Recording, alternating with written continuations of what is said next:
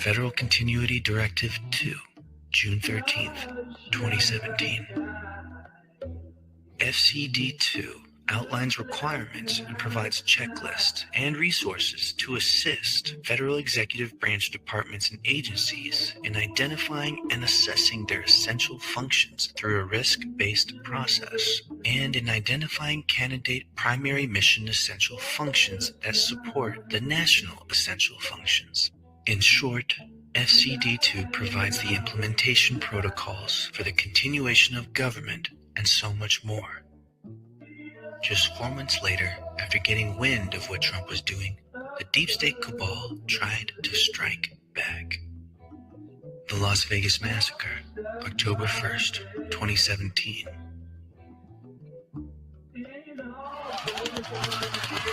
In a matter of seconds, a country music festival turned tragic, a storm of gunfire raining down upon an innocent crowd. Q-Post 117 implied that they tried to take out the new Saudi Arabian Crown Prince bin Salman, who was a good guy in this film. The evil villain? The former Saudi Arabia Crown Prince Al-Walid. It was during the Las Vegas battle that he was neutralized. Al-Walid just happened to control Twitter. Now, we control Twitter, or X. Contrary to what I believed in the past, this points to Elon being a white hat. It's pretty obvious when you pay attention to what he's saying. Elon, you tweeted this thing about George Soros. Well, I'm looking for it because I want to make sure I quote it properly. But I mean, you know what you wrote. But you basically it reminds me of Magneto's. It's like, calm down, people. This is not like make a put case out of it. You also you said he wants to erode the very fabric of civilization, and Soros hates humanity. Like when you do something like that, do you? Yeah, I think that's true. That's my opinion. Okay, but why share it? Why share it? Especially because, why share it when people who buy Teslas may not agree with you, advertisers on Twitter may not agree with you? Why not just say, hey, I think this. You can tell me. We can talk about it over there. You can tell your friends. But why share it widely?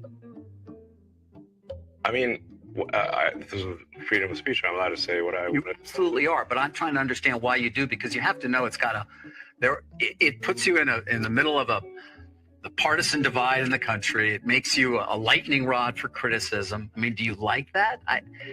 People today saying he's an anti-Semite. I don't think you are. No, I'm definitely. I'm like a pro-Semite, if anything. I believe that probably is the case. Yes. Why would you even introduce the idea that would be the case? I mean, listen, we don't want to make this a George Soros interview. No, God, no. I don't want to at all. But I'm trying. Even came up though in the annual meeting. I mean, do your tweets hurt the company? Are there Tesla owners who say, I don't agree with his political position and I know it because he shares so much of it? Or are there advertisers on Twitter that Linda Yaccarino will come and say, you got to stop, man. Or, I can't get these ads because of some of the things you tweet.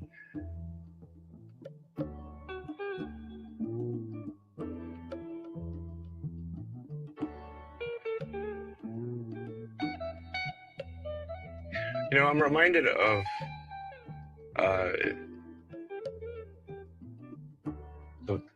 the scene in The Princess Bride. Great movie. Great. Where he confronts the person who killed his father. And he says,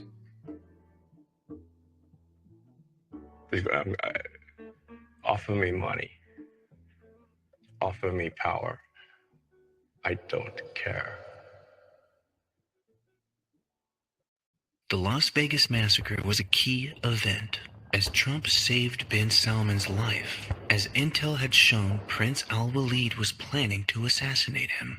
As we mentioned before, we had everything. Now bin Salman owes his life to Trump, which led to the Saudi government overthrow, October 24th, 2017.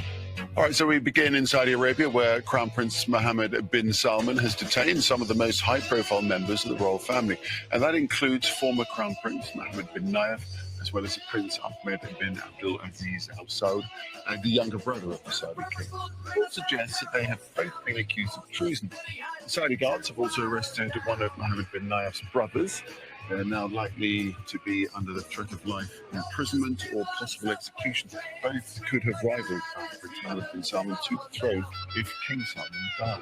Quite a surprising move here by Prince Mohammed. I mean, most of all, this arrest or detainment of Al-Walid. What does this mean for? Let's tackle Al-Walid first. He's being detained. We're not exactly sure where, but what does this exactly mean for him and kingdom holding? 23 days later, one side of the pyramid fell completely when Saudi Prince Al-Walid was arrested by Mohammed bin Salman. This happened just 3 weeks after the Las Vegas massacre. Prince Al-Walid owns the top floors of the Mandalay Bay. Intel points to Trump being in Vegas that night, and a few weeks later, the Saudi government gets overthrown. Now the capitulation tour would continue as Trump made his way to Asia for a 13-day, 5-nation tour. Japan, November 4th, 2017.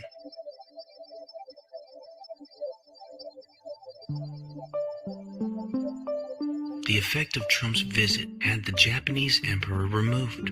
This was the first in Japanese history. Just 1 month after Trump's visit, the Japanese cabinet finalized their decision and suggested that April 2019 would be a good date for Japanese Emperor Akihito's official abdication.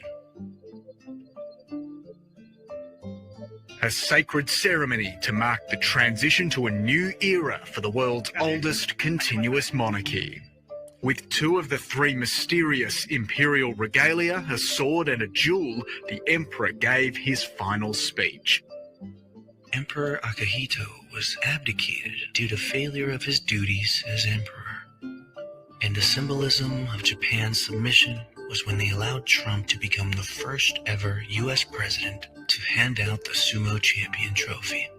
Alas, another old house family removed from control. South and North Korea, November 7th, 2017. Trump left Japan and flew to South Korea. Just weeks prior to arrival, the nuclear research mountain in North Korea collapsed, killing their nuclear scientist. During the latest test in September 2017, a bomb believed to have an explosive yield of 100 kilotons set off a powerful explosion.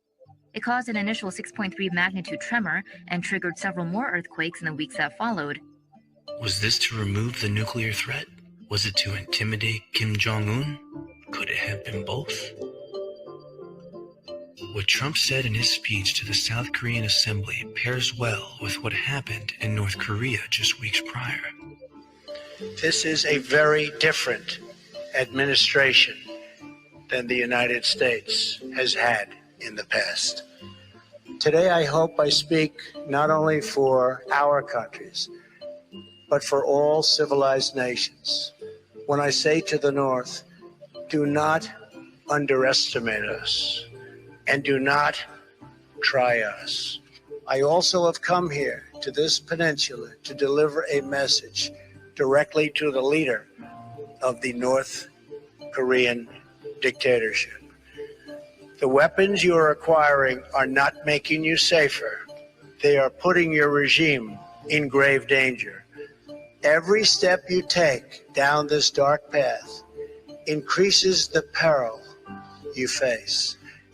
It would be only 18 months later that Trump would become the first U.S. president to cross the border into North Korea. At one of the most militarized borders on Earth, an historic handshake. Good to see you again. I've never expected to meet you at this place. A US president, a North Korean leader, and an extraordinary invitation. If Your Excellency, take a step forward. You will be the first US president to cross the border. And Donald Trump didn't disappoint. Not just stepping, but positively striding into history books, the first sitting American president to meet a leader in the North.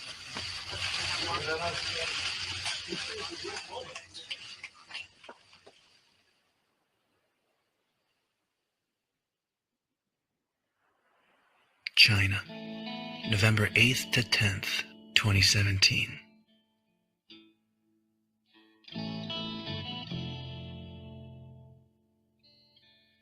Trump then flies to China at the invitation of Chinese President Xi Jinping to meet and dine in the Forbidden City. Trump became the first foreign leader to ever dine in the Forbidden City since the founding of modern China. This is a massive act of submission. Remember, Xi Jinping had already visited Trump at Mar-a-Lago for a few days in spring 2017. It's evident China wanted to rid itself of the deep state as well.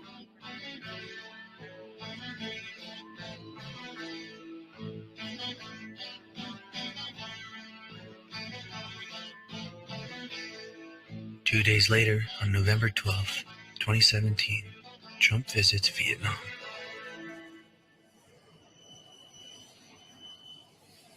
Trump then heads to Vietnam to get Southeast Asian leaders to submit, including Singapore and the Philippines.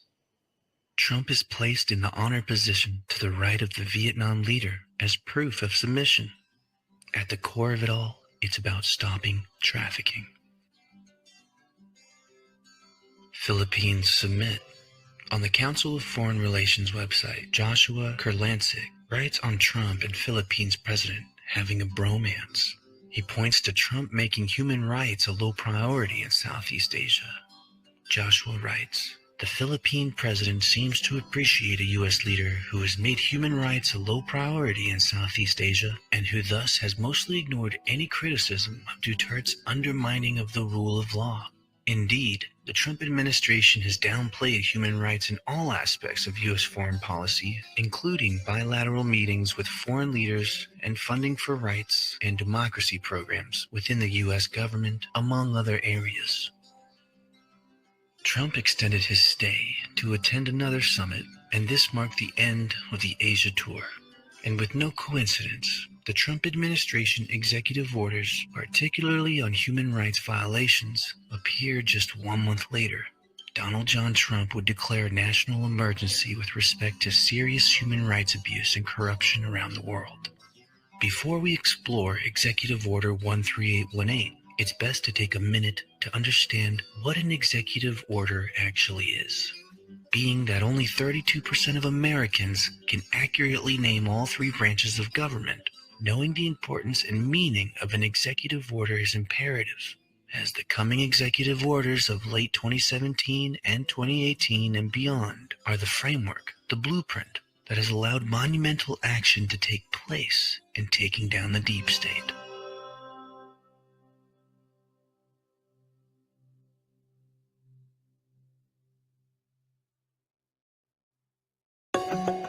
The power of the pen. With just their signatures, U.S. presidents can issue executive orders, documents that direct the actions of the federal government. They have the force of law. There are limits on the president's ability to issue orders. The order must specify what authority is used to make it, either the Constitution or a law. Executive orders can be overturned. Courts can rule them unconstitutional. Congress can refuse to spend money to carry out an order. Congress can pass legislation to invalidate them. Future presidents can undo an order by issuing a new one. All U.S. presidents except one, William Harrison, who died after 1 month in office, have issued at least one executive order. And some executive orders make history. In issues large and small, presidents use executive orders to shift priorities and change the way the federal government does business.